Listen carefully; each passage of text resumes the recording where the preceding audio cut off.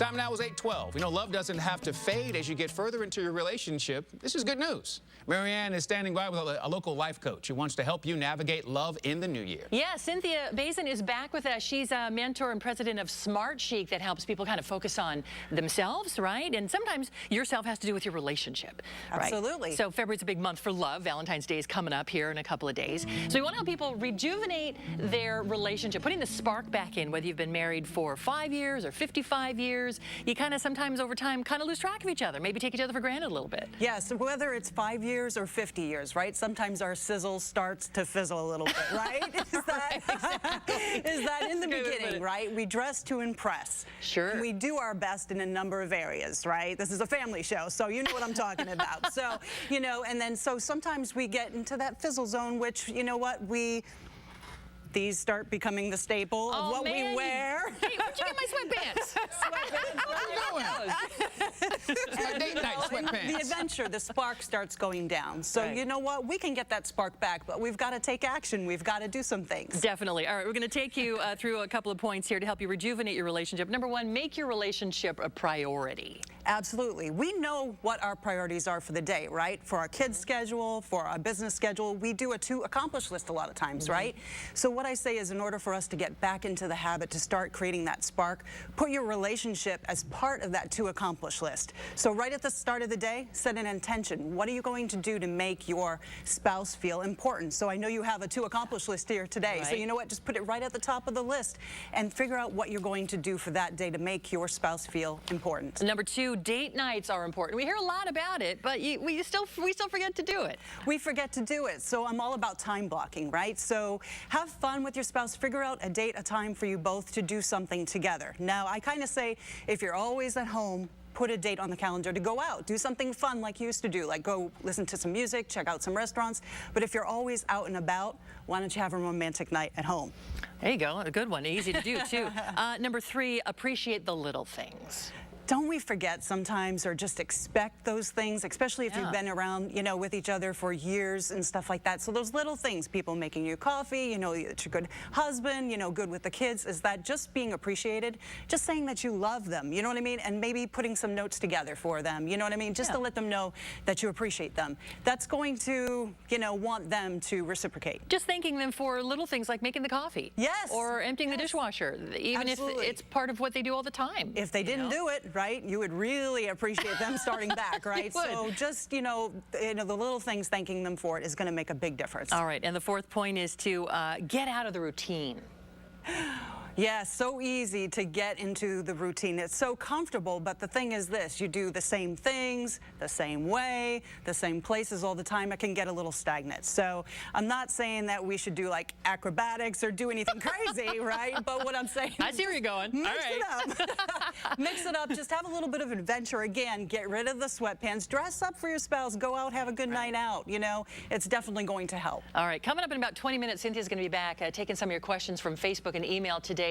If you've got an issue with wanting to rejuvenate your relationship, this is a great time to email us, goodday@kmaxtv.com, or post a question on our Facebook page. If you just have, you know, just a couple of things, just looking for some ways to put the spark back in, tell us a little bit about your situation, and she's here to give you some advice coming up in a couple of minutes. So far, we've got a couple of questions in, and as you might expect, they have to do with parents of little kids. Wow. Okay, right? I'm looking forward to it. All right, so we're going to tackle those. By the way, if you want to reach Cynthia, she's available for mentoring. We've got her information linked as well, besides here, to gooddaysacramento.com. At the top of the page, click show info, and today's date. She'll be here every Tuesday, by the way, for the month of February. So we'll look forward to seeing you in about 20 minutes. Awesome. Yeah, back to you. All right, now it might be my personal filter, but I felt like that whole conversation was about grown folks' business.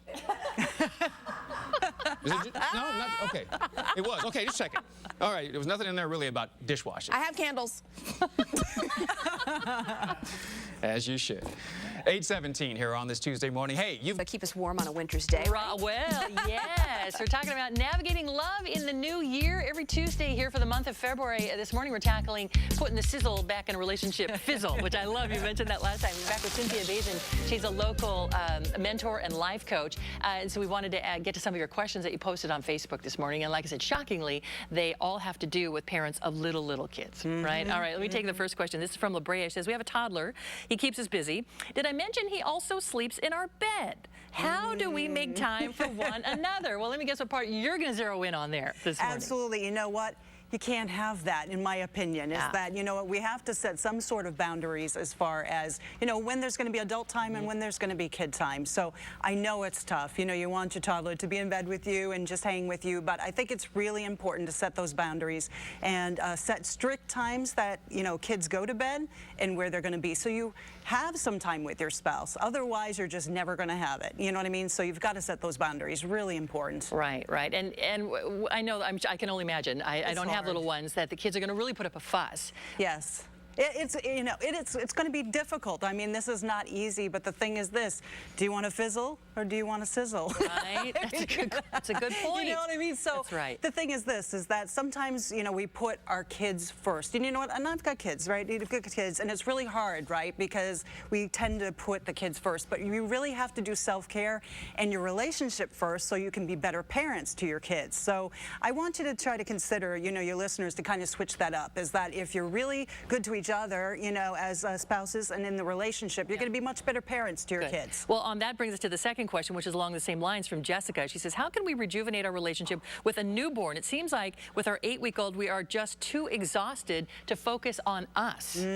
So they're just beat. Yeah, you know. Exhausted, burnt toast, you know? The thing is this, again, sort of like the prior segment that we talked about, those date nights. I mean, I think it's really important to set a date night or a day date, even if it's for a couple hours, just to go to a cafe, have a cup of coffee together, have a sandwich together. Is that, you know what, got to trust, you know, your newborn to somebody just for a couple hours, somebody that you trust, so that you can rejuvenate your relationship, keep that relationship going. So, you know, whether it's switching off with a parent, you know what I mean? So you take their kids, you know, once in a while, and then they take theirs, or you hire a babysitter. I know it's tough financially sometimes to hire people on, but you know what? Do what you can do, even again, if it's just an hour or two a week. You need it. I know. You know, to keep that relationship going. I'm sure a lot of parents out there watching right now. Come on, you can do it. I know you can do it. If you want to reach Cynthia, she's available for mentoring and life coaching. Here's a number for you. We've also got that on gooddaysacramento.com under show info. Today's date, as I mentioned, she'll be here every Tuesday for the month of February. Next week, finding love over 40. How about that? I know a lot of singles out there. I want to know, how do you meet somebody? How do you even begin to navigate love over the age of 40? It seems like it makes it so tough for you out there. I remember what that was like. So we'll see her next Tuesday. Nice to see you. Thanks. Nice to see you. Thank you. Back to you. Yeah, all right. Perfect. Thank you. Hit the jackpot with your favorite slot machine. We're going to show you how to do that coming up. And you do have to pick up your